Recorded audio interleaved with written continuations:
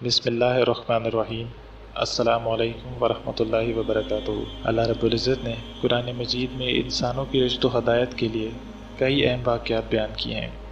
ان کئی اہم واقعات میں سے ایک بہت ہی اہم واقعہ اور بہت ہی خوبصورت واقعہ حضرت آدم علیہ السلام کی ذات کا ہے۔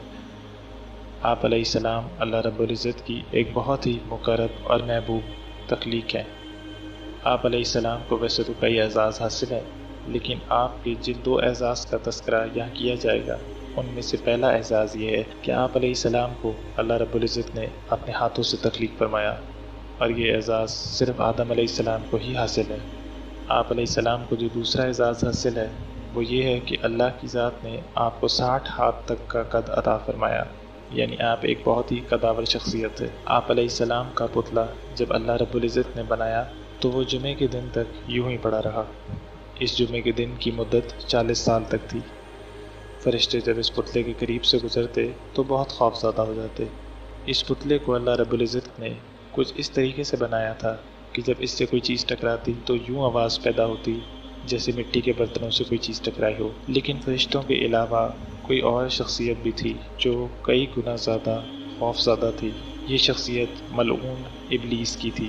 ابلیس اس پتلے سے شدید خوف زدہ تھا۔ آخرکار ابلیس اس پتلے کے چہرے کے راستے اس میں داخل ہوا اور پھر اس کی دوسری جانب سے باہر نکل آیا۔ پھر اس بدبخت نے فرشتوں سے کہا، تمہیں اس سے ڈرنے یا خوفزدہ ہونے کی قطعاً کوئی ضرورت نہیں، تمہارا رب صمد ہے اور یہ تو کھوکھلا ہے۔ جو اللہ رب العزت نے مجھے اس پر قابو دیا تو میں اسے تباہ و برباد کر دوں گا۔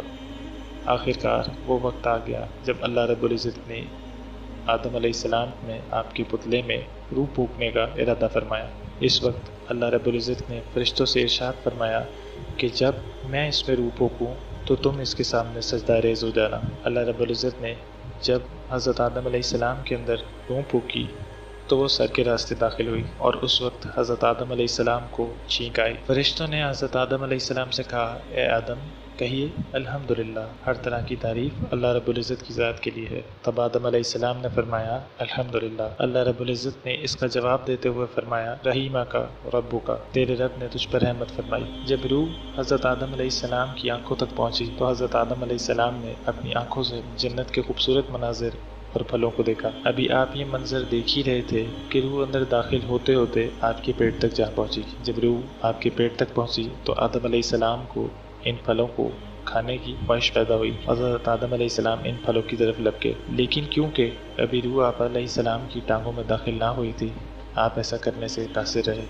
اس وقت اللہ رب العزت نے فرمایا، اے انسان تو جلد بازی کا بنا ہوا ہے، یعنی جلد بازی انسان کی فطرت میں ہے۔ اس کے بعد اللہ رب العزت نے حضرت آدم علیہ السلام کو جنت میں آباد کر دیا اور ابلیس ملعون کو اس کے تکبر اور کفر کے سبب جنت سے اٹھا کر باہر پٹخ دیا۔